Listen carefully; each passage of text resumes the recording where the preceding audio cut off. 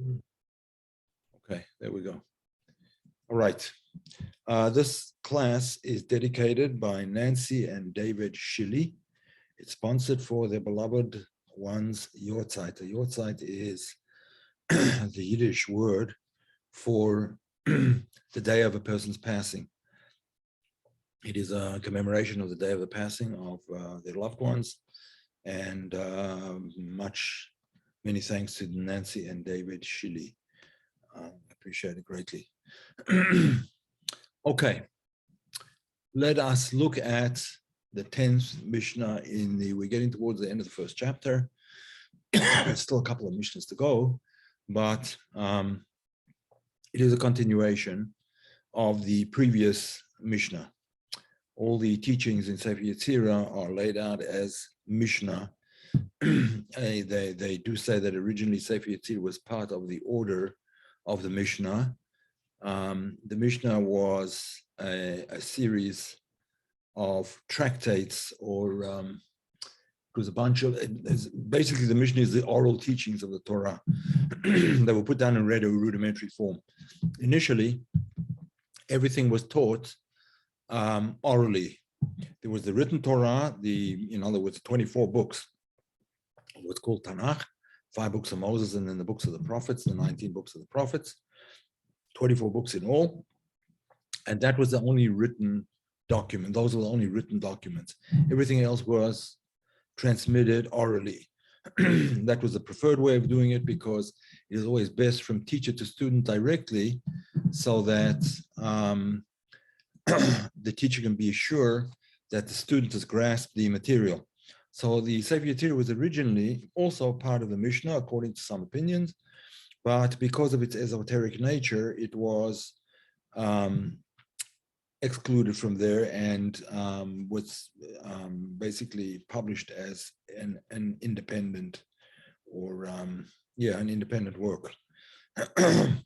Nevertheless, as we can, I think, as is quite clear, the esoteric teachings of the Torah are fundamental to the Torah. There's 4 levels of explanation of the Torah. The esoteric is the deepest, Sod in Hebrew, and it is part of Torah just like anything else. Anyone who claims to be a Torah sage has to know the inner dimensions of the Torah, has to know Sod, the mystical teachings as well. All right, having said that, just as a sort of brief introduction again, let us look at Mishnah 10 in the first chapter. As usual, I'll just read out the Hebrew first, and then I will translate, and we'll look at Rabbi Kaplan's translation. Shtaim, the second, or 2.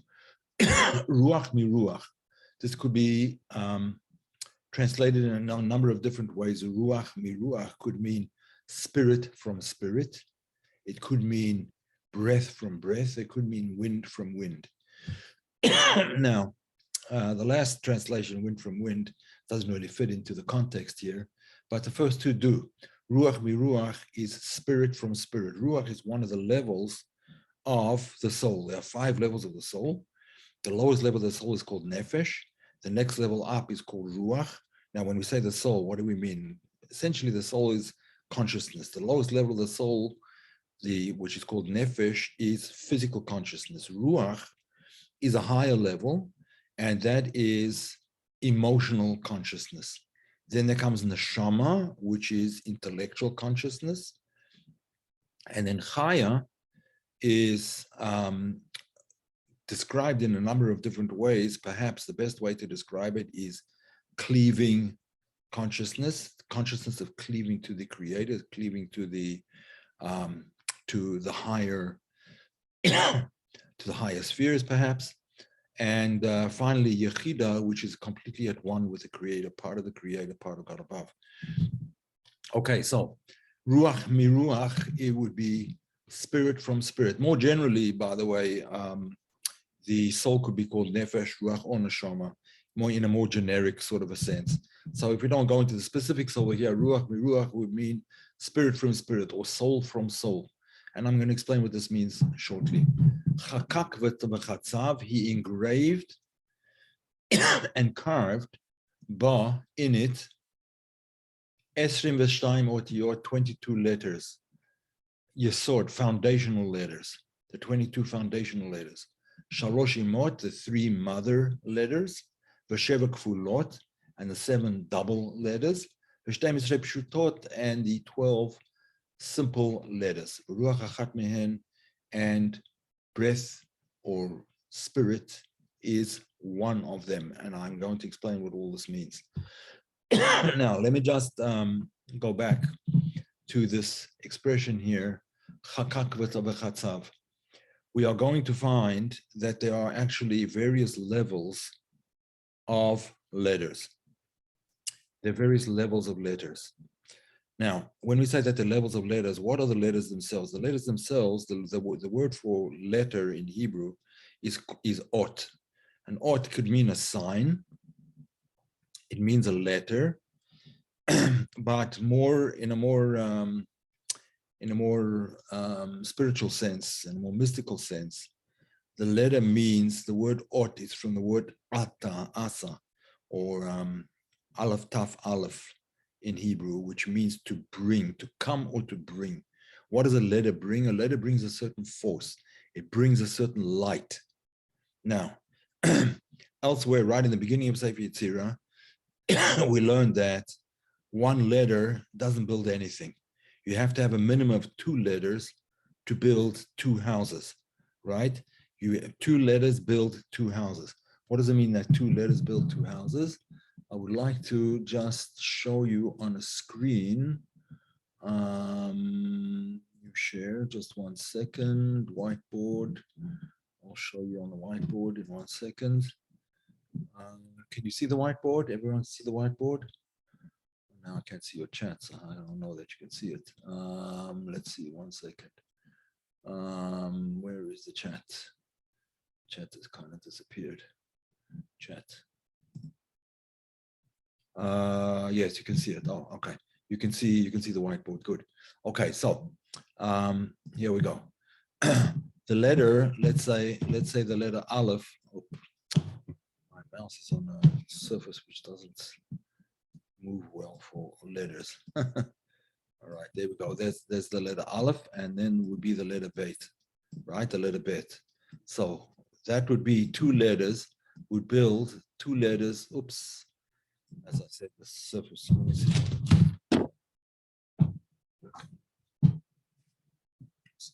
Okay, so let me just basically erase all of this over here because it's almost invisible.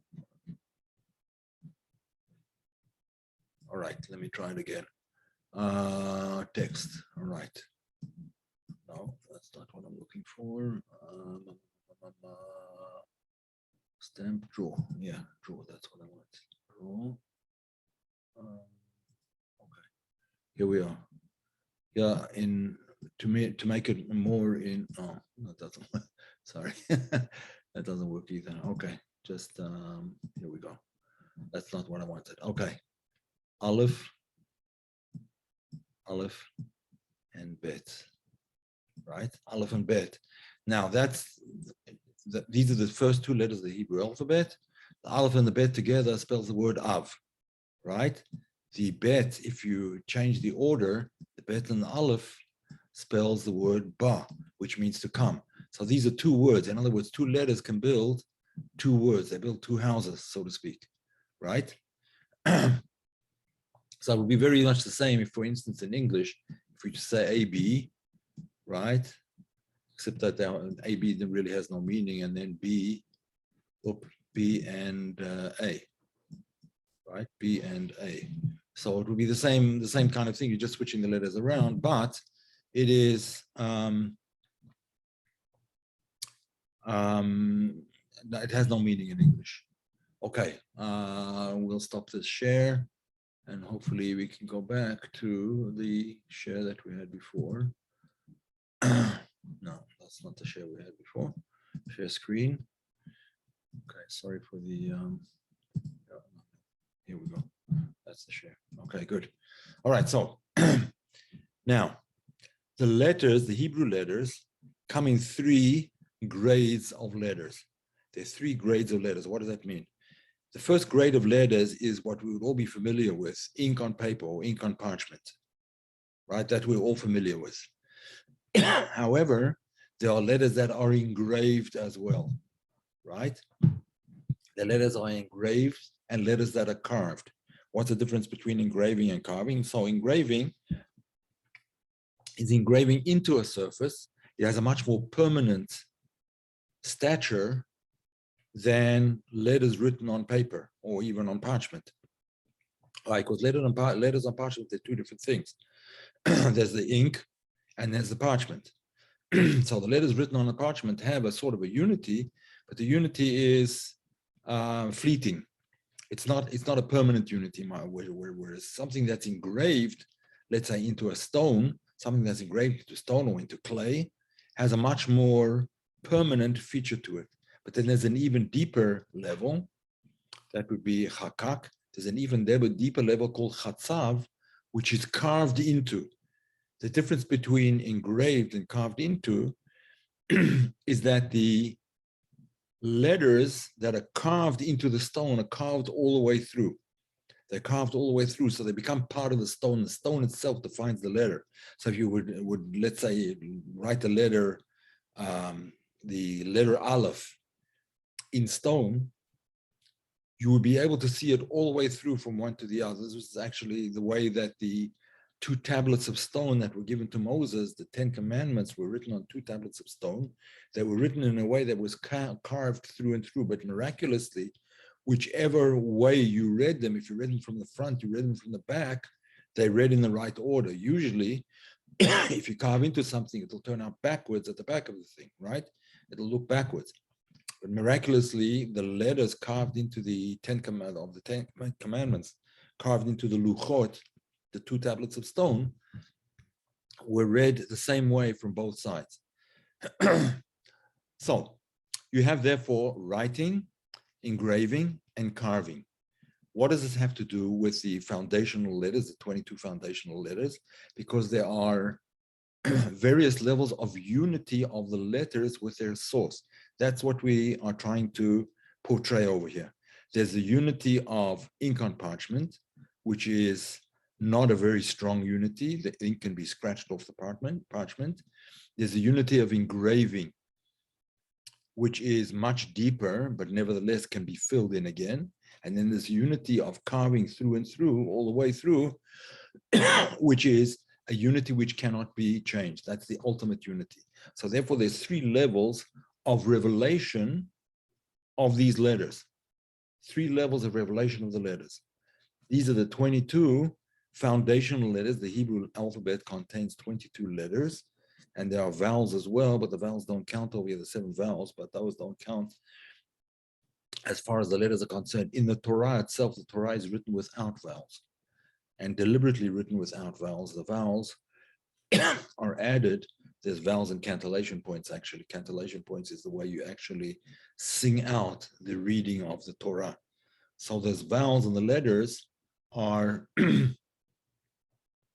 sorry, the vowels and the cantillation points are not written in the Torah. Those are handed down by tradition. They're handed down orally. So the foundation letters come in 3 levels of unity. The deepest level of unity is when they're completely one with their source. That's the deepest level of revelation. Now, the letters are divided into the following: 3 mothers. The 3 mothers, meaning the 3 letters which give rise to all of the other letters. So we've actually discussed this before. We don't need to discuss it again. Then there's 7 doubles. There's 7 letters that have 2 forms. The form they take in the middle of the word and the form they take at the end of the word. They're called mansapach, right? Mansapach, mem, nun, tzadi, pei, chaf. Those are called 7 doubles. Mansa and tzadika, and pei and chaf. Those letters are called the 7 doubles because they come in 2 different forms. And then the 12 elementals are just the regular letters which have no doubles to them, and they can be found anywhere in a word, beginning and so on and so forth.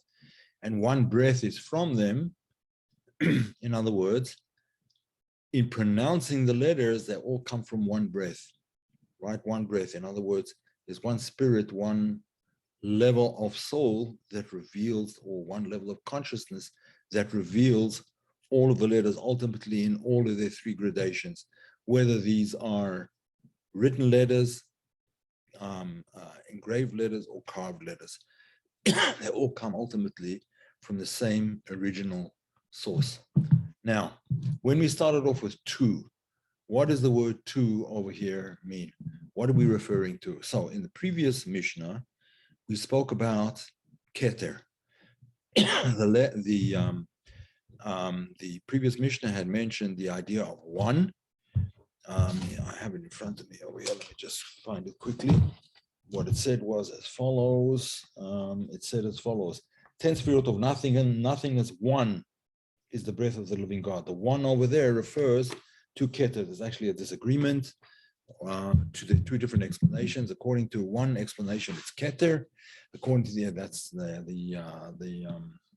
Ramak, Moshe Cordovero, a famous Kabbalist from Safed in the 1500s, preceded the Arizal. The Arizal, however, says that the one refers to Chochmah, not to Keter. So therefore, two, again, is the same argument. According to the Ramak, Moshe Cordovero, the second Sfirah is Chochmah. So Chochmah comes from Keter. So breath, when we say breath from breath, or spirit from spirit, we mean the spirit of Chochmah from the spirit of Keter, according to the Ramak. According to the Arizal, we're talking about Chochmah and Bina. Bina is the second Sfirah of the manifested Sfirot. The difference between the Sfirot is that Keter is an all-encompassing and transcendent Sfirah, and Chochmah is the Reshit Hagilui, the first revelation. So, if Keter is the first revelation, according to the Arizal, then Bina is the second one, the second revelation. And therefore, breath from breath. According to the way this is often explained, we are talking about breath over here, or Ruach, being Zer Anpin, the six Sfirot, which derive from Bina, or alternatively, Bina from Chochmah. Okay. Now, let's go further. We already explained the concept of engraved and carved. There's writing, engraving, and carving.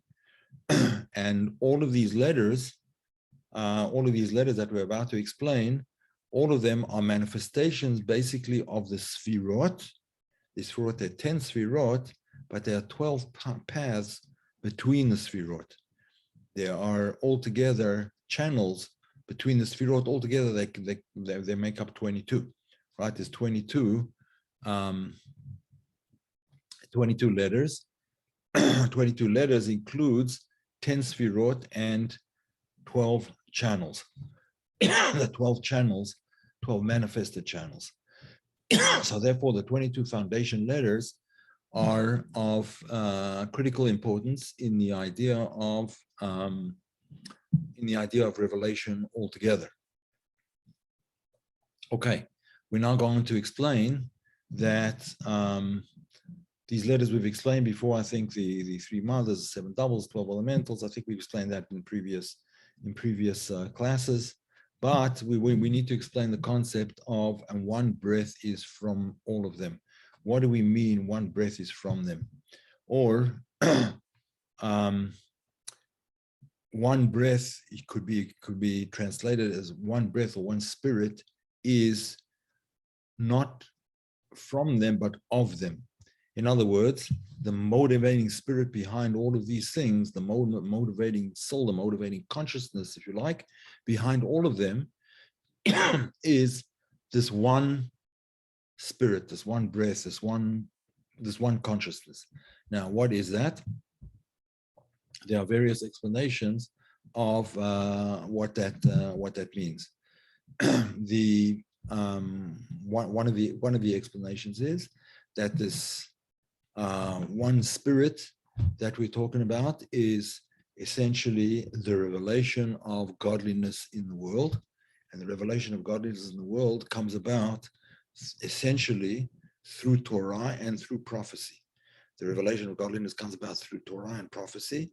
It also comes about through creation, the process of creation. These letters were used in the process of creation, but that process of creation, in the process of creation, the divinity in the letters, the light and the divinity and the energy and the consciousness in the letters tends to be somewhat hidden until it's uncovered by the essentially the secret dimensions of the Torah, which start to reveal the ideas behind these letters and what all of them say. Let me just backtrack a little bit. Right in the beginning of the book of Genesis, the book of Genesis starts with the word Bereshit bara Elokim. In the beginning, God created. And then it goes on to say, and God said, there shall be light, and there was light, and so on and so forth. And there are 10 utterances altogether. Actually, if you count them up, there's only really 9. But the first word, Bereshit, is also regarded by the sages as an utterance. It's a general utterance rather than a specific utterance. It's the utterance that includes all of the others. It's the transcendent utterance that includes all of them. And then the other utterances sort of spell out, the other 9 utterances spell out the whole process of creation and all the elements that there are in creation, whether it is the first element, which is light, or whether it's human beings, animals, plants, and so on and so forth. There's an order in which they go. It begins with, first of all, light, and then we talk about inanimate matter, and then plant matter, and then human animals, and then human beings. These are the 10 utterances. You can have a look at the first chapter of Genesis, you'll find them. And in any event, the combination of letters in these utterances are what created and continue to enliven and continue to be manifested within the physical universe. Not only within the physical universe, but obviously also within the spiritual universes as well. The spiritual universes being the 5 worlds, the lowest of which is called the world of Asiya, which the lowest aspect of the world of Asiya within Malchut, the lowest Sphira, within Malchut of Asiya is the physical universe. All the entire physical universe is only Malchut of Asiya. Beyond that are all the other Sphirot of Asiya, the spiritual basis behind the world of the blueprint, so to speak, behind the world of Asiya. And then there's one world up called the world of Yetzirah, the world of formation, and then there's the world of Bria, the world of creation, the world of Atzilut, the world of divine closeness, and the world of Adam Kadmon, the world that is a manifestation of, or not manifestation, but revelation of absolute transcendent godliness, the world of Adam Kadmon, or Ak, as it's preferably called. But all of them have one, all of the worlds essentially have one original source. That's the one breath that is not only from them, but for them. There's one breath that flows through the entire creation, whether the creation is the physical creation or whether we're talking about the higher levels of creation, the higher worlds, or whether we're talking about the revelation of godliness that there is in the 24 books of the prophets, and particularly in the 5 books of Moses.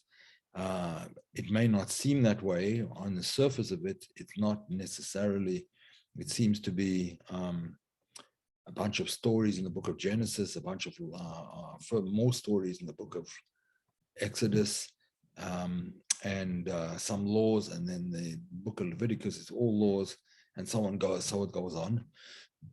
But behind the surface of it, the esoteric, the mystical explanations are obviously brought out of what you see as parchment, ink on parchment.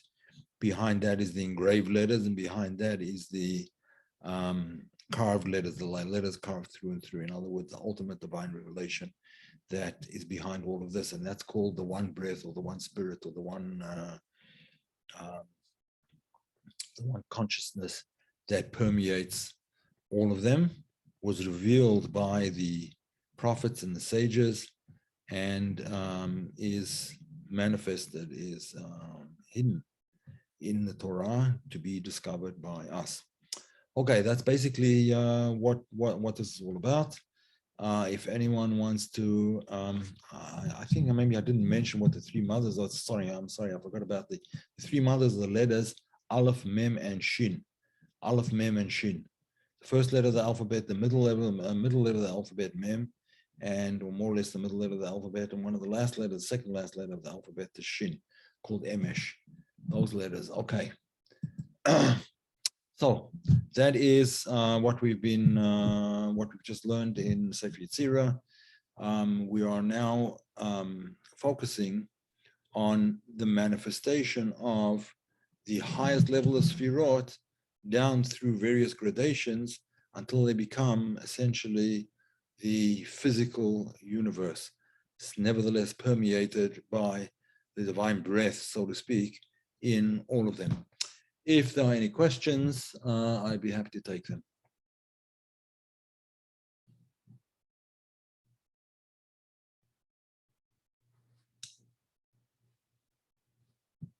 No questions that I can see. Just write your question in the chat if you don't mind.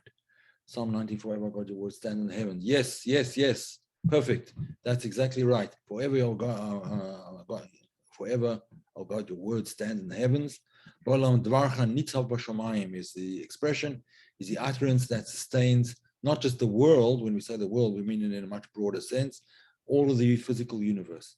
Your word, in other words, the word, these words are essentially are what you could call paradigms or algorithms in more modern terminology, the algorithms which run the universe.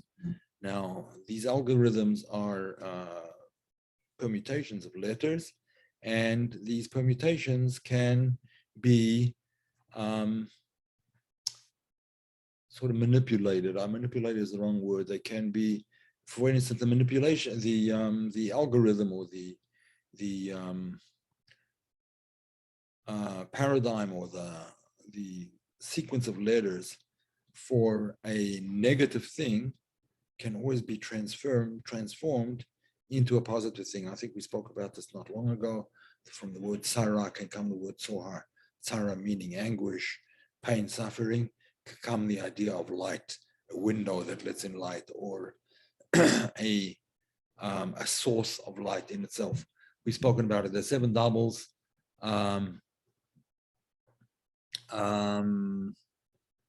Yeah, that's I can send them to you if you want. It's I don't want to get into the technicalities of it, but I can send you what the 7 doubles are shortly. When you know what, when you write to me, David, when you write to me, ask it to be put on, just put that question in, and I will send you what the letters are. Why is Yud not a mother since it appears contained in all other letters? That's a good question. I don't have the answer to that. But that's it's the letters Aleph, Mem, and Shin that are called the mothers. Maybe Yud is the father. Okay. How does the divine breath animate the 22 letters? In other words, the pronunciation of each letter comes through the breath in the human form. Same thing happens in divine. The pronunciation of the letters comes through the breath. The breath is the origin. As the breath goes over the vocal cords and so on and so forth, it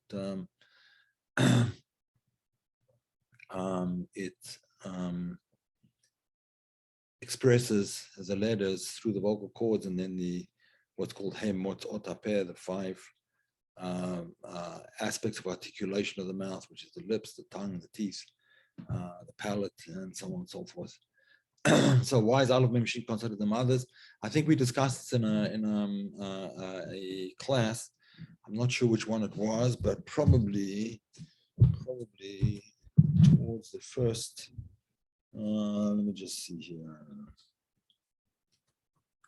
was one of the earlier classes, maybe the second Mishnah. The second Mishnah. I'll look into it. I'll let you know which class it was. I don't remember right now which one it was, but we did discuss it. And the best thing to do would be go look over there instead of getting into repetition. All right, I will talk to you about that. I'll send you, if you want to, again, send me an email. I'll send you which lesson it is. Okay, second Mishnah. Okay, there you go.